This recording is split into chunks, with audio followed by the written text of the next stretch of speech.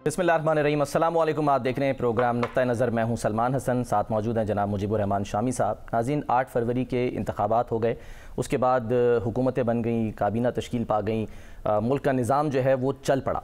लेकिन हम ये देख रहे हैं कि पहले दिन से ही जो इल्ज़ामात, चाहे वो धांधली से मुतालिक हों या पार्लियामेंट के रबर स्टैम्प होने से मुतालिक हों, वो आज भी लग रहे हैं। और इस सिलसिले में हम देख रहे हैं कि मौलाना फजलुर रहमान साहब आज बड़े गरजे बरसे हैं, उस पर तो हम बात करेंगे ही। लेकिन दूसरी तरफ जो हुकूमत है यानी शहबाज शरीफ साहब, वो इस वक्त भरपूर कोशिशें कर रहे हैं कि मुल्क को अपने पैरों पर खड़ा किया जाए। और इसके लिए वो इस वक्त जो हैं वो सऊदी अरब में मौजूद हैं। वहाँ पर उन्होंने अब से कुछ देर कबल वर्ल्ड इकनॉमिक फ़ोरम से भी ख़िताब किया है और कोशिश ये की जा रही है कि ज़्यादा से ज़्यादा जो सरमायाकारी है वो पाकिस्तान में लाई जाए। अभी वो सऊदी अरब में ही थे तो ये ख़बर भी आती है कि इसहाक डार साहब को डिप्टी प्राइम मिनिस्टर बना दिया गया और उसका नोटिफिकेशन कर दिया गया। ये क्यों हुआ, कैसे हुआ, वजह क्या है और इससे क्या जो है वो हासिल किया जा सकता है, इस पर जो है वो हम गुफ्तगू का आगाज़ करते हैं। शामी साहब पहले भी रह चुके हैं डिप्टी प्राइम मिनिस्टर मुल्क में, परवेज़ इलाही साहब बने। पहले डिप्टी प्राइम मिनिस्टर थे जुल्फ़िकार अली भुट्टो साहब। अच्छा। जब शेख मुजीबुर रहमान की अवामी लीग जो है उसने जो अक्सरियत हासिल कर ली थी 70 के इंतखाबात, उसे तस्लीम नहीं किया गया तो फिर उस पर पाबंदी लगा दी गई और उसकी कई नशिस्तें उसकी जो थीं वो खाली करार दे दी गई। कई अरकान असम्बली नाअहल हो गए। सही। तो उनकी जगह फिर ज़िमनी इंतखाबात हुए। तो बहरहाल जुल्फ़िकार अली भुट्टो क्योंकि जो मगरबी पाकिस्तान में या पंजाब और सिंध में समझें उन्होंने मेजॉरिटी हासिल की थी, दूसरी बड़ी पार्टी के लीडर थे। और नूरुल अमीन साहब जो साबक वज़ीर आला थे मशरक़ी बंगाल के, और उन्होंने कामयाबी हासिल की थी। वो वाहिद रहनुमा थे अवामी लीग के अलावा। अच्छा। और एक राजा त्रिदेव राय थे जो चकमा कबीले के सरबराह थे। अच्छा। उन्होंने कामयाबी हासिल की थी। और एक वो भी अवामी लीग में नहीं थे, नॉन अवामी लीगर। मगर ये नॉन अवामी लीगर वाहिद मुसलमान उम्मीदवार थे जो मुंतखब हुए। अच्छा। और उस वक्त नूरुल अमीन जो थे वो सरबराही कर रहे थे पाकिस्तान जमहूरी पार्टी की। सही। जो 4 जमातें जो अयूब खान की मुखालिफ थीं उनके इत्तेहाद से या अदगाम से वो पार्टी वजूद में आई थी। सही। उसमें मुस्लिम लीग, उसमें निज़ाम इस्लाम पार्टी शामिल थी, उसमें पाकिस्तान डेमोक्रेटिक पार्टी शामिल थी, उसमें असगर खान साहब की जो है तहरीक इस्तिक़लाल या बस जस्टिस पार्टी शामिल थी। और तहरीक इस्तिक़लाल बाद में आई। और चौथी एक मुत्तहिदा जमहूरी महाज था जिसको मशरक़ी पाकिस्तान के 9 लीडर जो सियासतदान थे वो लीड कर रहे थे। अच्छा। खुद नूरुल अमीन उसके रहनुमा भी थे। वो इकट्ठे हुए और नूरुल अमीन उसके सरबराह थे। ठीक। और उस ने मशरक़ी पाकिस्तान से या मशरक़ी बंगाल से कहें एक सीट हासिल की और वो नूरुल अमीन की सीट है। सही। कि जब वो वज़ीर आला थे तो उस वक्त मुस्लिम लीग के खिलाफ मुत्तहिदा महाज बना था और उसमें मुस्लिम लीग सिर्फ 9 नशिस्तें हासिल कर चुकी थी। अच्छा। और नूरुल अमीन वज़ीर आला होते हुए एक तालिब इल्म के मुकाबले में इंतखाब हार गए थे। अच्छा। ये 1954 की बात है। 54। सही। बहरहाल तो नूरुल अमीन जो थे उनको वज़ीर आज़म नामज़द किया गया, उनको दावत दी गया वज़ीर आज़म बन जाए। ठीक है। और जुल्फ़िकार अली भुट्टो साहब जो दूसरी बड़ी पार्टी के रहनुमा थे उनको डिप्टी वज़ीर आज़म बनाया गया। अच्छा। अब ओहदे पे काम भी किया। हाँ, वो ओहदे पे काम किया, वज़ीर ख़ारजा भी थे। अब उन्होंने हलफ उठा लिया था या अभी नामज़द थे, इस पे थोड़ा सा मुझे अबहाम है। अच्छा। लेकिन बहरहाल वो इस हैसियत में न्यूयॉर्क गए। वहाँ वो जो पाकिस्तान का मुकदमा लड़ा और जो मशरक़ी पाकिस्तान पर जो जारहियत थी भारत کہ اس کے خلاف ان کو وہاں پاکستان کا موقف پیش کرنا. بالکل ٹھیک. تو وہاں ایک پولینڈ کی قرارداد پیش ہو رہی تھی جس میں جنگ بندی کا مطالبہ کیا گیا تھا. ٹھیک. گویا سرنڈر کی بات نہیں ہو رہی تھی. اب ذوالفقار بھٹو صاحب نے بڑا ایک کام یہ کیا کہ وہ وہاں پہنچ تو گئے نیو یارک میں، لیکن وہاں جا کے بیمار پڑ گئے. اچھا. اور کہا ان کو انفلوئنزا ہو گیا، فلو ہو گیا. ٹھیک ہے.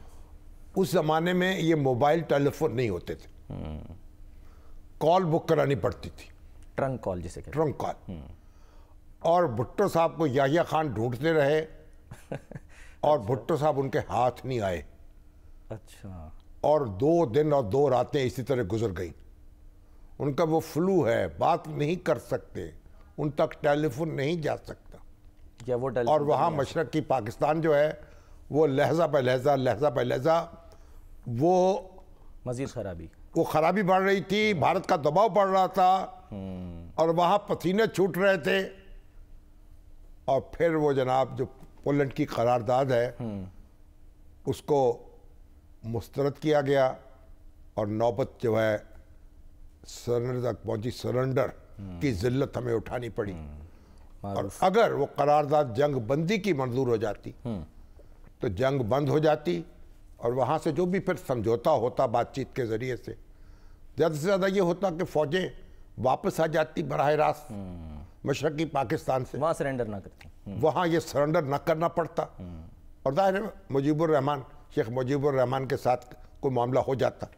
تو بہرحال وہ کہاں سے بات چلی اور کہاں نکل گئی. سر ہم آ جاتے ہیں کہ پہلے ڈپٹی جو ہیں وہ پہلے ڈپٹی وزیر اعظم وہ تھے. میں دیکھ رہا تھا کچھ لوگ یہ بھی کہہ رہے ہیں جی نصرت بھٹو صاحبہ نہیں، نصرت بھٹو سینئر وزیر تھیں. اور اس کے بعد دوسرے نائب ڈپٹی وزیر اعظم ہوئے ہیں چودھری پرویز الہی صاحب. بالکل. وہ جو پیپلز پارٹی کی حکومت تھی اس میں راجہ پرویز صاحب تھے، وزیر اعظم تھے. جی ہاں، گیلانی صاحب تو ظاہر ہے.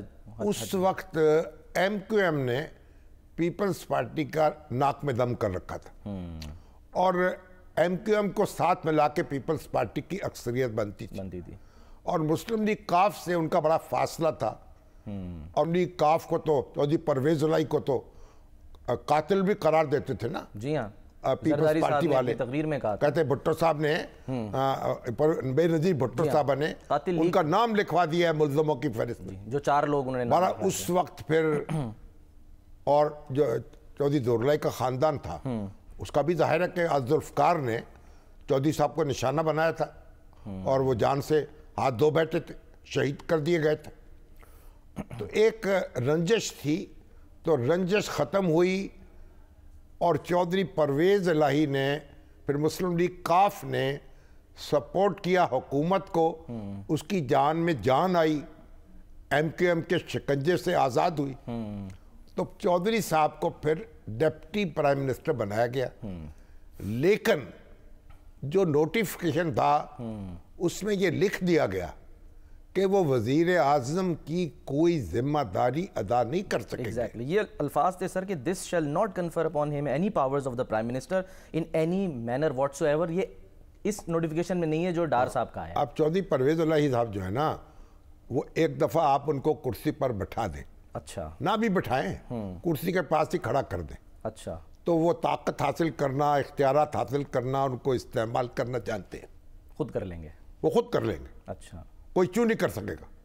تو وہ آخر جٹ ہے میں. تو وہ اب وہ جناب انہوں نے کہا کہ بھئی یہ تو جب اگر ڈپٹی وزیر اعظم بن گئے تو وہ وزیر اعظم سے وہ فائلیں منگوانی شروع کر دیں گے. تو انہوں نے پہ احتیاطاً یہ کہا کہ بھائی ٹھیک ہے، ان کا تخلص تو ہوگا ڈپٹی وزیر اعظم کا، لیکن کہ وزیر اعظم کی کوئی پاور استعمال نہیں کر سکیں گے. تو بہرحال انہوں نے کہا چلیے تخلص ہی کافی ہے، باقی ہم کام خود چلا لیں گے. تو وہ نائب وزیر اعظم بنے.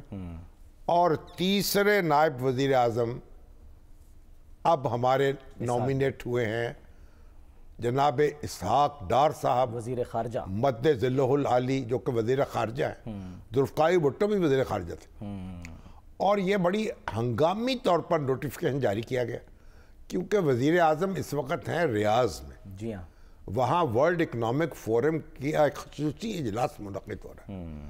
تو وہ عالمی رہنماؤں سے مل رہے ہیں، آئی ایم ایف کے لیڈروں سے مل رہے ہیں, سعودی رہنماؤں سے مل رہے ہیں, کویت کے, قطر کے امیروں سے مل رہے ہیں, مطلب ایک ان کو ہائی پروفائل ایک مطلب یعنی کہ میٹنگ ہو رہی ہیں.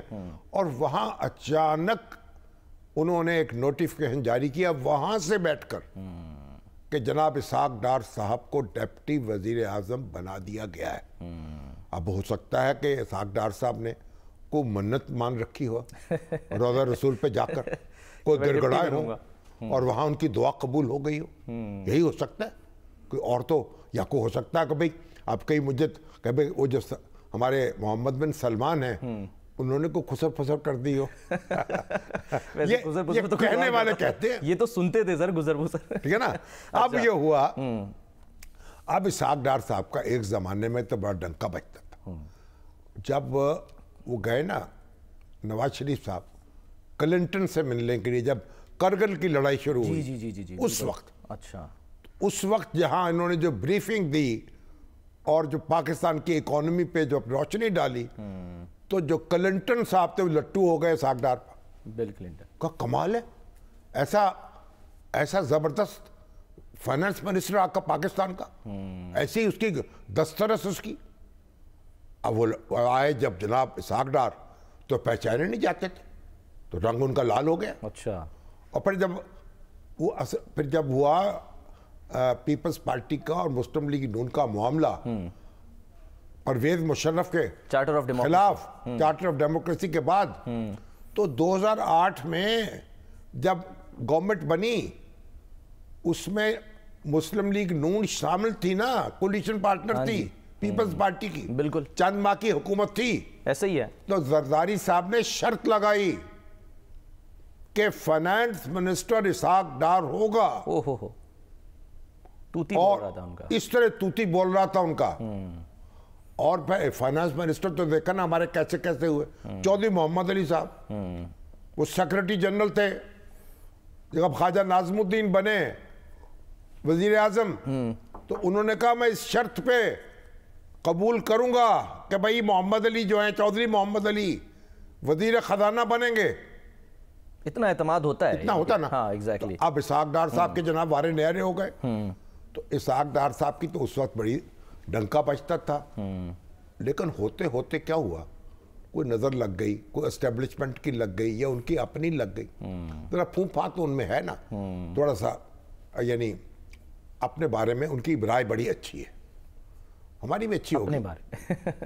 ڈاکٹر نسیم حسن شاہ صاحب نے جب فیصلہ دیا تھا نا نواز شریف صاحب کی اسمبلی کا کے حق میں, ان کی حکومت بحال کی تھی, تو چیف جسٹس سپریم کورٹ, صحیح, تو یہاں لاہور آئے, انہوں نے کہا فوار, یہ موسم اچھا تھا, خوشگوار تھا, فوار پڑ رہی تھی, جیسے آج کا موسم, ان کا موسم خوشگوار ہے, بارش ہو رہی ہے, فوار پڑ رہی ہے, ہمارا جو فیصلہ ہے اس کے اثرات ہیں. تو پھر اعجاز حسین بٹالوی صاحب بہت نامی گرامی قانون دان تھے, انہوں نے کہا شاہ صاحب کو ہمیں بھی موقع دے دیا کرے اپنی تعریف کرنے کا, خود ہی مصروف رہتے ہیں اس میں. تو بھائی اسحاق ڈار صاحب جو ہے نا بڑی خود اعتمادی ہے ان میں. اب لیکن آہستہ آہستہ یہ ہوا کہ اب وہ یہاں سے جن حالوں میں گئے, پھر گرفتار ہوئے, اس سے پہلے گرفتار ہو چکے تھے پروینشل دور, پھر اس سے پہلے جب جس طرح یہاں سے ان کو جانا پڑا, نیب ان کے پیچھے پڑ گئی, پھر جب واپس آئے, پھر مفتاح اسماعیل جو ہے ان کا خون ان کے ہاتھوں پہ تلاش کرتے ہیں لوگ, تو پھر ان کو باہر بیٹھے تھے. حالانکہ جو بزنس لابی تھی نا, ہمارے کراچی کے بھائی جو ہیں دوسرے بڑے بڑے بزنس مین کمیونٹی, وہ ان سے نالا ہو گئی, اور جو ہمارے میڈیا میں بھی ان کی ذرا پی آر کم ہو گئی, اور اب اس طریقے سے کوئی محبوب نہیں رہے نہ میڈیا کے نہ بزنس کمیونٹی کے. ایگزیکٹلی. تو بہرحال اب تو اورنگزیب صاحب آئے, جی ہاں, تو لوگوں نے بڑی بغلیں بجائیں, سانس لیا. اور اورنگزیب صاحب بھی آپ دیکھیں نا کمال کے شخص ہیں بھائی, باہر پڑھنے گئے پر ڈچ اس کے نیشنلٹی لے لی, اور کہاں پہنچے بین الاقوامی اداروں میں ایک ساکھ بنائی, اور پاکستان کو ایک نعمت کی طرح میسر ہو گئے. اب جیسے ان کی بات توجہ سے سنی جاتی ہے, وہ تو اپنی جگہ مسئلہ آپ ہے نا, ایسے ہی ہے. تو بہرحال تو محمد اورنگزیب جو ہیں اب وہ ان کے رمدے صاحب کے داماد بھی ہیں, خلیل رمدے صاحب کے, جسٹس خلیل رمدے صاحب کے بھتیجے بھی ہیں, تو گویا ڈی این اے ان کا مسلم لیگی ہے اور اسٹیبلشمنٹ کی آنکھوں میں بھی آ گئے. خون میں نون ہے ان کے, خون میں نون ہے, نون میں خون ہے. اور ادھر اب یہ تو ادھر بھی نون میں خون اور جنون سارا کچھ تھا. تو بہرحال اسحاق ڈار صاحب کی اب پی آر کمزور ہو چکی ہے. اب جب وہ ڈپٹی وزیر اعظم مقرر ہوئے ہیں نا, تو ایک طوفان بدتمیزی اٹھا لیا گیا. ان کے مخالف جو تھے سوشل میڈیا پر وہ حرکت میں آ گئے اور لتے لیے ان کے بھی, نواز شریف صاحب کے بھی. اب وہ رشتہ دار بھی ہیں کیونکہ سمدھی ہیں نا, بالکل. ان کی بیٹی جو ہے ان کے بیٹے کے یہاں ہے, مگر وہ رشتہ داری جو بعد میں ہوئی ہے نا, تو یہ تو سیلف میڈ آدمی ہے, بڑی محنت سے چارٹرڈ اکاؤنٹنٹ کے طور پر نام پیدا کیا. اور ہمارے حاجی نذیر صاحب ہوتے تھے, نذیر اینڈ کمپنی میں عرصہ تک رہے, بڑی شہرت تھی, اچھی تھی. لیکن بہرحال سیاست ہے. تو اب وہ ڈپٹی وزیر اعظم بن گئے. اب معلوم نہیں کہ ایسا کیا معاملہ ہوا کہ انہوں نے سعودی عرب سے یہ حکم جاری ہوا ہے. اب اس وقت تو نواز شریف صاحب تو چائنا میں تھے, بالکل, تو چائنا سے پھر شہباز شریف صاحب سے بات کی ہوگی, یہاں آ جاتے, کوئی سانس لے لیتے. سر سینئر صحافی ہیں اظہر جاوید صاحب, انہوں نے یہ لکھا کہ جی مشاورت ہوئی, رابطے ہوئے فون پہ, اور پھر جناب یہ نوٹیفیکیشن. اظہر جاوید صاحب تو ہمارے دوست ہیں نا, تو صحافی سے زیادہ وہ ہمارے دوست ہیں, اور ان کے بھی دوست ہیں. بالکل, میں اس لیے کہہ رہا ہوں کہ وہ نواز شریف صاحب کے بھی, اسحاق ڈار صاحب کے بھی, تو دوستی نبھاتے ہیں زیادہ, اچھی بات ہے. چلیے یہ بات, لیکن سوال یہ ہے, وہ اب لوگوں کا غصہ یہ ہے, لوگوں کے مسائل کیا ہیں, ان کے مسائل کیا ہیں. وہ پنجابی کا محاورہ ہے نا, او ماں پھرے ناتھ پوانو اور تی پھرے ناک وڈانو. یہ ماں تو کہہ رہی ہے کہ نتھ ڈالوں اس کو, سیلیبریٹ کروں, اور یہ کہیں ادھر ادھر تانگ جانگ کرتی پھر رہی ہے, یہ ناک کٹوانا چاہتی ہے. اور بھائی میرے قوم کے مسائل کیا ہیں؟ ایگزیکٹلی, لوگوں کی مہنگائی ہے, جان نکلی ہوئی ہے, بجلی کے بلوں نے دھماؤ کر دیا ہے.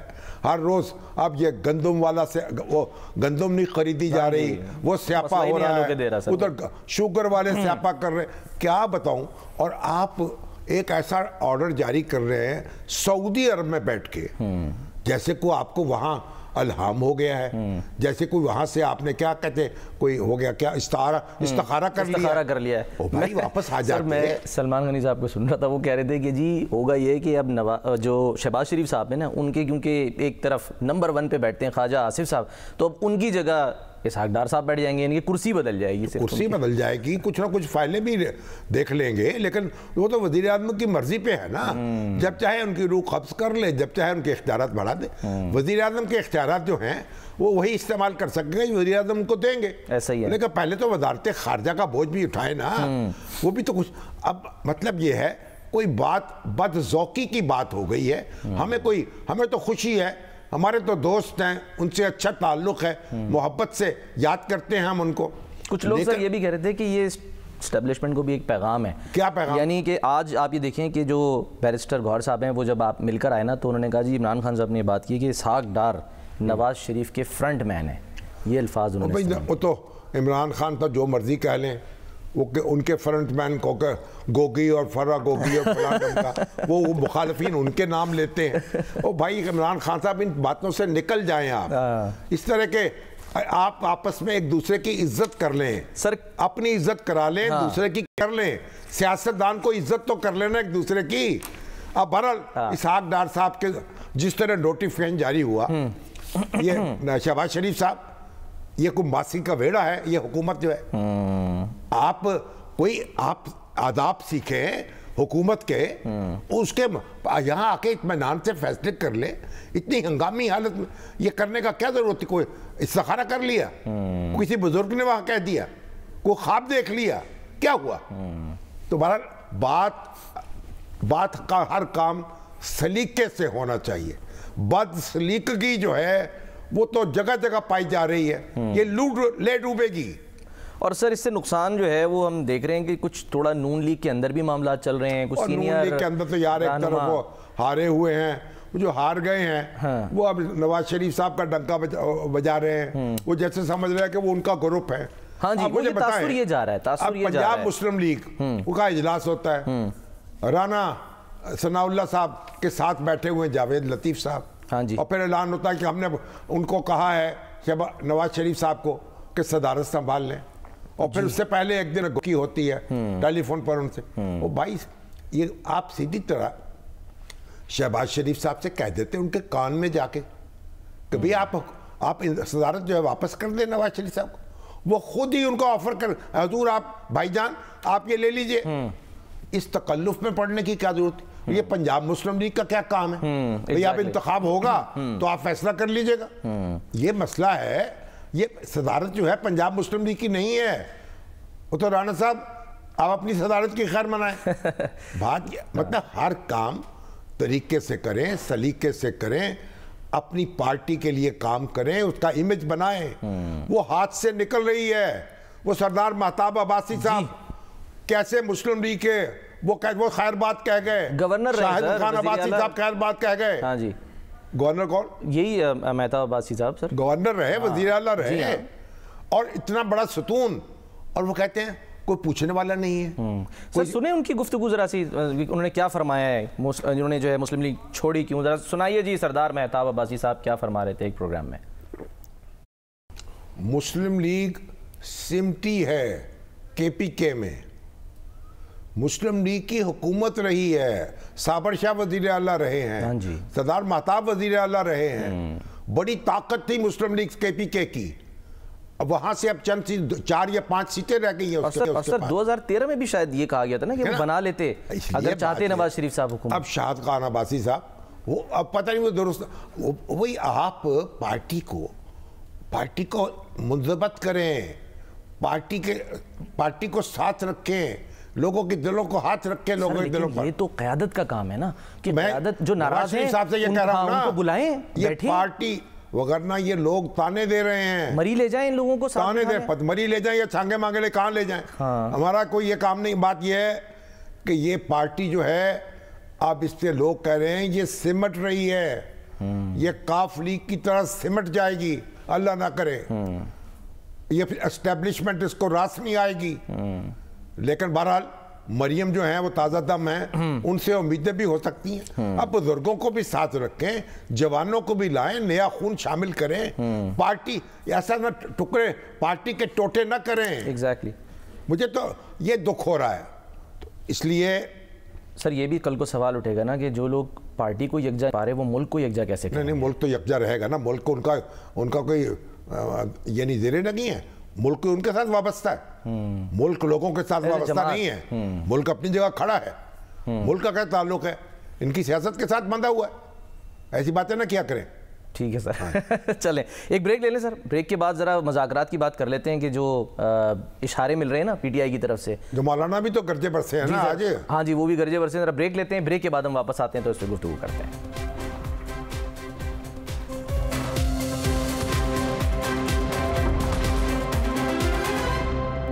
ویلکم بیک جی. مولانا فضل الرحمان امیر جمعیت علماء اسلام، اور آج انہوں نے حلف اٹھانے کے بعد پہلی بار اسمبلی کے فلور پر اظہار خیال کیا. خوب گرجے برسے، کچھ دل کو ہلکا کیا. کیا ان کا انداز تھا، کیا فرمایا، پہلے ذرا وہ دیکھ لیتے ہیں. بڑی گہری باتیں کر رہے ہیں سر مولانا فضل الرحمان. اچھا. ہاں جی وہ فرما رہے ہیں کہ جی دیوار کے پیچھے، جی سر ان کا جملہ، سر ایک جملہ ہے، دیوار کے پیچھے جو قوتیں ہمیں کنٹرول کرتی ہیں فیصلے وہ کرتی ہیں اور منہ ہمارا کالا کیا جاتا ہے. تو مولانا کی تقریر تو ماشاءاللہ زبردست تھی. بولنے کا ڈھنگ تو ان کو آتا ہے. اور یہاں وہ آئے ہوئے تھے ہمارے مینگل صاحب، ثناء اللہ صاحب، بولیدی صاحب، سارے آئے تھے. اچھا. یہ آسما جہانگیر کانفرنس جو ہوئی، انہوں نے بھی بڑی دھواندار تقریر کی. انہوں نے کہا کہ بھائی نقاب پوش مارشاء اللہ ہے اس وقت. اچھا یہ نام دیا گیا ہے. وہاں پر جرمن سفیر بھی تھے نا، جن کے وہ بدمزگی بھی ہوئی تھی. ہاں جی کیونکہ غزہ جو تھا، کچھ نوجوان آ گئے تھے، کی بات تو ہو رہی تھی، غزہ کو نام کوئی نہیں لے رہا تھا. اس پہ بعض لڑکوں نے ہنگامہ کیا، بچوں نے. ہاں جی نکال دیا تھا ان کو، پھر نکال دیا. یہ بھی دیکھیں نا، اب یہ جو ہمارے انسانی حقوق کی بات کرتے ہیں اہل مغرب، ان کو شرم آنی چاہیے. غزہ میں کیا ہو رہا ہے، اور یہ اسرائیل کو اسلحہ سپلائی کر رہے ہیں. یہ جرمنی بھی، یہ برطانیہ بھی، یہ امریکہ بھی اس کے ساتھ کھڑے ہیں، اور وہاں انسانی حقوق یاد نہیں آتے ہیں. اللہ تعالیٰ. بہرحال تو مولانا اب مولانا جو ہے نا، انہوں نے آج کچھ پی ٹی آئی کی طرف نظر الفت بھری نظر ڈالی ہے. ہاں جی، انہوں نے کہا جی اسد قیصر صاحب جو مطالبہ کر رہے ہیں میں اس کی جلسہ کرنے کا، ہاں جی ان کا حق ہے، 10 مئی کو ان کا جلسہ کرنے کا حق ہے. اسی طرح کھسکتے قریب آئیں گے نا، دور دور جاندے اسی نیڑے آ گئے. سر جیسی قریب آتے ہیں تو وہ کچھ لوگ بیان دے دیتے ہیں کہ یہ مولانا اپنا ریٹ بڑھانے کی باتیں کر رہے ہیں. وہ بھی تو پی ٹی آئی میں تو ایسے ہیں نا، لیکن مولانا جو ہیں وہ فقہ حنفی کے مطابق جو ہے کچھ ہیلا تلاش کر رہے ہیں. اچھا، اب وہ تاکہ تھوڑی قربت جو ہے پی ٹی آئی سے ہوتی چلی جائے، کوئی اس کی ہاں میں تھوڑا تو سر فقہ جعفریہ میں ہوتا ہے نا، ایک دفعہ تو وہ فقہ حنفیہ میں ہوتا ہے ایک ہی دفعہ کہہ دو 3 بار تو طلاق، لیکن وہ کہتے ہیں نہیں گواہ ہونے چاہیے. ہاں جی، فقہ جعفریہ میں یعنی طلاق کے بھی گواہ ہونے چاہیے جس طرح نکاح کے گواہ ہوتے ہیں. بالکل، اور شرط ہے بغیر گواہوں کے نکاح باطل نہیں ہوتا. بالکل ٹھیک ہے نا، آپ کا کیا خیال ہے؟ تو دیکھا حنفیہ جو ہے اس میں طلاق ایک ہی دفعہ. تو اب مولانا جو ہیں انہوں نے طلاق تو دے دی نا پی ڈی ایم کو، یہ جو حکومت ہے طلاق. اب اس کے بعد اب دیکھیں اب نکاح ثانی کی تلاش ہے. اب خان صاحب ادھر خان صاحب ہیں. سر پہلے حلالہ بھی تو کرنا پڑے گا نا نکاح ثانی. پتہ نہیں بتائیں کون دلہن کون سی ہے، دولہا کون سا ہے. نہیں اس میں نہیں ہوتا. اچھا، اب بات یہ ہے کہ مولانا جو ہیں ان کی پریشانی ہے، ان کو باتیں جو درست کر رہے ہیں، اور عطا اللہ مینگل صاحب جو ہیں ان کے بھی شکوے شکایتیں ہیں، اور ہمارے جو ثناء اللہ بلوچ ہیں وہ بھی شکوے تو سب کے درست ہیں. کیونکہ ہم نے اس ملک میں کوئی ڈھنگ سے کام چلنے تو نہیں دیا نا. اب شکوک و شبہات ہیں، آپ میرے خلاف، میں آپ کے خلاف، آپ اس کے خلاف، وہ ان کے خلاف. ایک یعنی بس ساس اور بہو جو ہے وہ جھگڑا پیدا کر لی. ہر ادارہ جو ہے اور ایک دوسرے کو وہ ساس بہو کا جھگڑا ہے. اسٹیبلشمنٹ دیکھیں، پارلیمنٹ دیکھیں، سیاسی جماعتیں دیکھیں، خان صاحب دیکھیں، مسلم لیگ نون دیکھیں، عمران خان صاحب، اور یہ دیکھیں مولانا صاحب دیکھیں. ہر ایک جو ہے نا وہ وحدت کی تلقین کرتا ہے اور دوسرے سے ہاتھ ملا نہیں سکتا. تو پہلا کام تو مولانا کے کرنے کا ہے، مینگل صاحب کے کرنے کا ہے. میں نے تم سے کہا بھی بھئی آپ جو ہیں، آپ پہلی حکومت شہباز شریف صاحب کے ساتھ بھی شامل تھے، مینگل صاحب تو، اور ان کے بھی اتحادی تھے، عمران خان کے بھی، ان کی حکومت میں بھی تھے. 6 نکات کی بنیاد پر ٹھیک ہے نا، جو بھی تھا اتحادی تو تھے نا. بالکل تھے. پھر اس کے بعد جو حکومت بدلی اس میں بھی شامل تھے. اب وہ عمران خان صاحب کے ساتھ اتحاد کر چکے، محمود خان چکزے کے ساتھ مل کے. تو بھائی بات یہ ہے کہ پھر آپ پل بنائیں نا، پل بن جائیں، متحد کریں، سارے لوگوں کو اکٹھا بٹھائیں. نواز شریف صاحب، زرداری صاحب، بلاول صاحب اور عمران خان صاحب، گوہر صاحب، ظفر، ہمارے علی ظفر صاحب، اور ہمارے وہ جو چلیے مروت صاحب کو بھی کر لیں. تو بات یہ ہے کہ کٹھے بیٹھیں، کٹھے مل کے اس ملک کی بات کریں، ایک دوسرے کی بات سنیں، تب تو آپ کا جو ہے کوئی ہم جمہوریت جو ہے نا اس کو مضبوط کر سکیں گے. لیکن اب چلیں ایک مثال لے لیتے نا کہ پی ٹی آئی کی، جب پی ٹی آئی کے اندر ہی وہ ایک پیج پر نہیں ہے، مختلف کر رہے ہیں، تو پھر وہ باقی جماعتوں کے ساتھ کیسے بیٹھیں گے؟ بھائی اب تو لیڈرشپ ان کی باہر آ جائے گی تو ایک پیج پہ آ جائیں گے. اچھا، اب لیڈرشپ تو اندر ہے.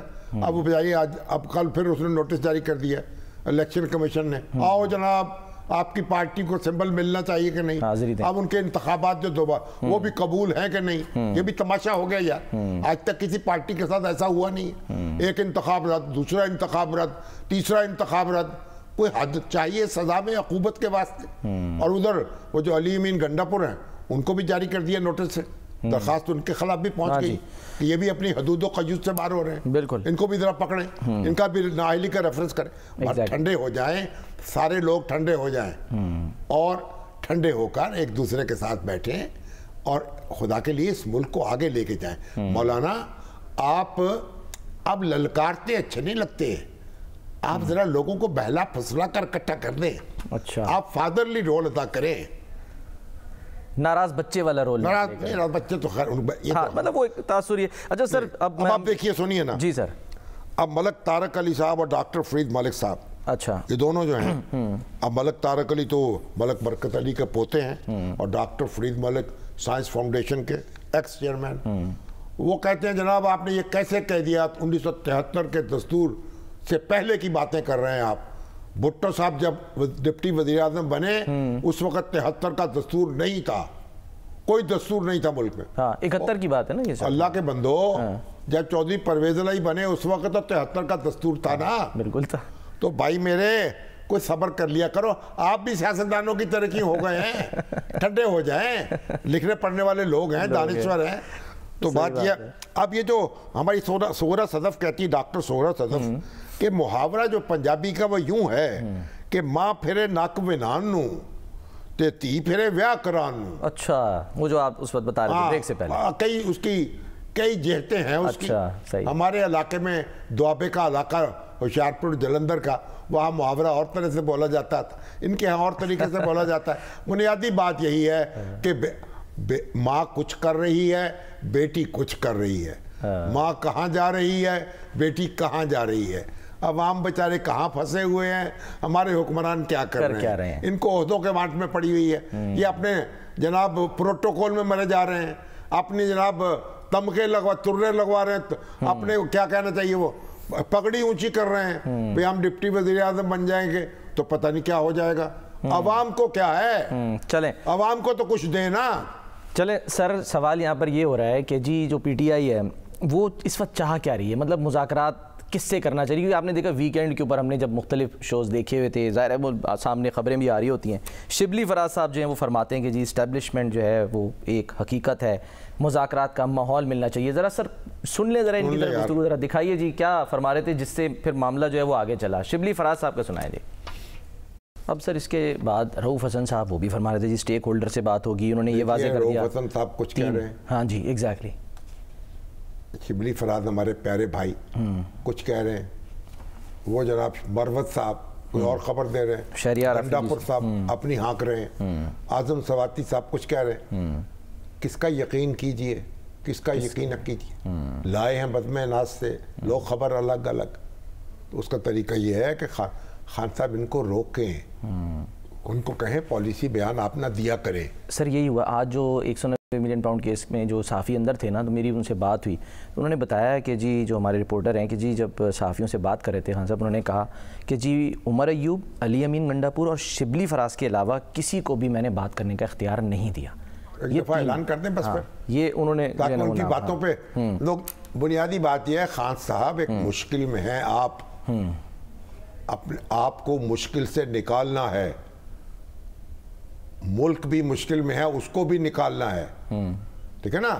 یہ نہ سمجھیں کہ آپ کوئی احسان کر رہے ہیں کسی پہ مذاکرات کر کے, اور نہ کوئی دوسرا سمجھے کہ وہ خان صاحب پہ کوئی احسان ہو رہا ہے. سب پر احسان ہو رہا ہے, سب کو مل کے کرنا چاہیے. یہ کشتی جو ہے سب کی ہے, اس میں چھید نہ کریں, نیا پار لگائیں, سب میں نیا پار لگائیں اور ایک دوسرے. اب یہ جو مینگل ہیں یہ محمود خان اچک زئی ہیں, یہ خان صاحب کے ساتھ ہیں. وہ حامد رضا ہیں, وہ بھی بڑھ بڑھ کے بولتے ہیں. آج وہ تو نئی بات کر رہے ہیں, وہ پھر وہیں لے کے جا رہے ہیں. ہاں جی استعفے دے دو, اور ان کا اگر انصاف نہ ملا تو بھائی بات یہ ان کا کیا جانا ہے, وہ تو ملنگ ہے, وہ ملنگ رہے. ان کا نا کفر ٹوٹا تھا خدا خدا کر کے کہ اسمبلیوں میں آئے, ان کو کیا نہ پہلے کبھی رہے نہ آئندہ کبھی ہوں گے. تو ایسی بس تو ٹھیک ہے, اکسا دو. وہ کہتے جیسے ہم آپ ننگ دانگ گئے اچھی طرح یہ بھی ہو جائیں. تو وہ بھی ذرا بات سنیں, غور کریں, تدبر کریں. اور گنڈاپور صاحب بیٹے ہیں, بڑے دادا کے پوتے ہیں, قبضے کی باتیں نہ کریں اسلام آباد پر. مولوی سردار محمد صاحب کے پوتے ہیں, یہ بھی نا فضل کریم صاحب کے صاحبزادے ہیں. آپ خیال کریں, جوڑیں, تعامل کریں, کوئی تدبیر کریں, ہیلا کریں, فقہ کی کتابیں پھرولیں, کوئی چیز نکالیں اس میں سے. بات یہ ہے کہ یہ ساری سب ٹھاٹ پڑا رہ جائے گا جب لات چلے گا بنجارا. تو اس لیے اب یہ جو لوگ مولانا جو ہیں وہ بھی تاک جھانک میں ہیں, ابھی ٹٹول رہے ہیں پی ٹی آئی کو, پی ٹی آئی ان کو. لیکن وہ جو اختر مینگل ہیں, جو محمود خان اچک زئی ہیں, یہ تو آ گئے نا, وہ تو بڑے سیزنڈ پولیٹیشینز ہیں نا. ایسا ہی ہے. تو ان کو چاہیے کہ پھر سیاست دانوں ان کو آپس میں جوڑیں, اپنا اثر و رسوخ استعمال کریں. یہ نہیں ہے کہ آج اس کے ساتھ کل اس کے ساتھ ادھر علی ادھر نہ ہو جائیں. آپ اپنے بزرگوں کا آپ بھی تو پاسداری کریں. کس باپ کے بیٹے ہیں؟ عطا اللہ مینگل کے. کیا جناب شخصیت تھی ہمارا, کیا ان سے ان کی یاد آتی ہے, ان کے لیے دعا نکلتی ہے دل سے, کیا آج چٹان کی طرح کھڑے ہوئے جب, اور ہم ان کی باتیں سنتے تھے اور سر دھنتے تھے. تو بات یہ ہے کہ ان پاس رکھیں اس کا, ان کو ساتھ ملا کے کوئی جوڑ لیں, آپ پی ٹی آئی کو انفلوئنس کریں, دوسروں کو کریں. آگے بڑھتے ہیں سر. ایک ایشو آیا اور وہ تھا کہ سیالکوٹ میں, ہاں سیالکوٹ میں جی جو خبر یہ آئی سوشل میڈیا پر کہ علامہ اقبال کی والدہ جو ہیں امام بی بی, جی, ان کے نام سے منسوب ایک ہسپتال تھا جس کا نام تبدیل کر کے خواجہ صفدر میٹرنٹی ہوم رکھ دیا گیا. اور یہ خواجہ صفدر جو ہیں ہمارے دوست تھے, ساتھی تھے اور بڑے بہادر آدمی تھے, جمہوریت کے محافظ تھے, پاسبان تھے ایوب خان کے دور میں, اور کمال آدمی تھے. تو اب ان کے بیٹے ہیں خواجہ آصف, بالکل, تو انہوں نے اپنے والد کے نام پہ رکھ دیا. اب آصف بھلی صاحب بڑے معروف وہاں کے دانشور ہیں, جی, سیالکوٹ کے وکیل ہیں, جی ہاں, میں نے ان سے کہا چیک کریں, ہمارے ساتھ ہیں سر. انہیں کیا بھلی صاحب السلام علیکم. جی وعلیکم السلام شامی صاحب. یہ بتائیے کہ آپ نے چیک کیا یہ نام تبدیل ہوا ہے اور کب ہوا؟ یہ شامی صاحب بالکل تبدیل ہوا ہے کہ 2022 میں اس کا نام رکھا گیا تھا امام بی بی میٹرنٹی ہوم. اور لیکن ایک حقیقت یہ بھی ہے کہ میں نے جب اس کے اندر وزٹ کیا نا تو یہ 97 میں خواجہ صفدر میموریل ہاسپٹل اس کا نام رکھا گیا تھا. یہ بھی یہی ہم نے بھی چیک کیا, یعنی یہ 1997 میں خواجہ صفدر کے نام سے منسوب تھا, اس سے پہلے اس کا کچھ اور نام تھا. تو ہماری پی ٹی آئی نے اس کو امام بی بی کے نام سے منسوب کر دیا جب انہوں نے میٹرنٹی ہاسپٹل اسے بنایا. یہ بات ٹھیک. تو اب یہ تو پھر کیا کریں پھر, اگر خواجہ صفدر صاحب کے وہاں خواجہ صفدر ہاسپٹل میٹرنٹی ہوم جو ہے مین بورڈ وہ ہے, پیچھے ویسے امام بی بی وہ بھی پڑھا جا رہا ہے. تو آپ یہ بتائیں مجھے خواجہ صفدر صاحب کے, میری گزارش یہ ہے کہ میٹرنٹی کے ساتھ تو پھر خواجہ صفدر صاحب کا نام نہیں جچتا, بات کی بات. ہاں امام بی بی کا نام جچتا ہے, لیکن خواجہ صفدر صاحب کے نام پر یہاں کوئی اور کالج بھی تو قائم ہوا ہے نا, میڈیکل کالج. خواجہ صفدر میڈیکل کالج ہے فل فلیج, اور اس کا نام بھی پہلے سیالکوٹ میڈیکل کالج تھا. یہ ایک دوسری داستان چھڑ جائے گی. اس کا پہلے نام سیالکوٹ میڈیکل کالج تھا. جی, یہ جو ان کے بیٹے ہیں خواجہ آصف اور دوسرے, وہ اپنے پیسے خرچ کر کے بھی تو اپنے والدین کی خدمت کرے نا. لیکن بہرحال ڈاکٹر دیکھو نا, خواجہ صفدر صاحب ایک بڑے آدمی تھے, چلیے ان کے نام پر میڈیکل کالج ہو گیا, تو میٹرنٹی ہوم کی کیا ضرورت ہے ان کو, وہ امام بی بی کا نام ریسٹور کر دیں. جی بلا شبہ میرا تو خیال ہے کہ یہ بڑی ان کے احترام کا تقاضا ہے. یہ ہماری مریم بی بی بھی اس پہ غور کریں. خواجہ صاحب خود ہی اعلان کر دیں بھائی میں خواجہ صفدر کے لیے وہ کافی ہے ہسپتال. تو شاید خواجہ صفدر خود بھی ہوتے تو شاید وہ اس کو مناسب نہ سمجھتے. ہاں بالکل ٹھیک بات ہے. ٹھیک ہے, چلیں ٹھیک ہے, بہت بہت شکریہ آصف ولی صاحب, بہت بہت شکریہ. اب ہمارے سابق ایم این اے آخری افضل تارڑ صاحب, جی ہاں, مسلم لیگ نون کے ایم این اے رہے 2 بار اور وہ انتقال کر گئے. سائرہ افضل تارڑ کے والد صاحب, اور مسلم لیگ نون کے بہت کمیٹڈ شخص تھے, 95 سال کی عمر میں انتقال کیا اور طویل عمر پائی, مسلم لیگ نون کے ساتھ جڑے رہے. اور نواز شریف صاحب وہاں گئے تھے ایک بار, تو 90 کی دہائی میں ان پہ حملہ ہونے لگا تھا, حملہ ان کے سامنے سینہ سپر ہو گئے تھے, ڈٹ کے کھڑے ہو گئے تھے. اور بڑے ایک باوقار شخص تھے, ان کی بڑی اچھی یادیں, بڑے ایسے صاحب کردار سیاسی کارکن تھے. اللہ تعالیٰ ان کی مغفرت کرے, آمین سر, اور ان کی قبر کو نور سے بھر دے. آمین سر. ایک بریک لیتے ہیں, بریک کے بعد ہم واپس آتے ہیں.